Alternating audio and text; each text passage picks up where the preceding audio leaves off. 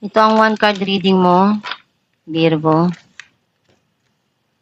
Pinaplano mo kung ano yung hakbang na gagawin mo para makuha mo yung goal mo, or meron kang iniisip dito na gusto mong pagkakitaan or ma-improve yung financial mo.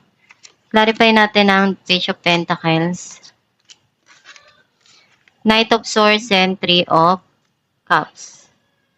Meron darating dito na communication or clarity dun sa situation, magkakaroon ng reconciliation and reunion, or magkakaroon ng pagkikita at magkakaayos para dun sa mga nangyari na akala mo noon wala nang kahantungan na maganda yung mga ginawa mo na pagtsatsaga. Some of you, nakikita ko na kung ano yung ginawa mong pagsusumikap or mga plano mo dati, ngayon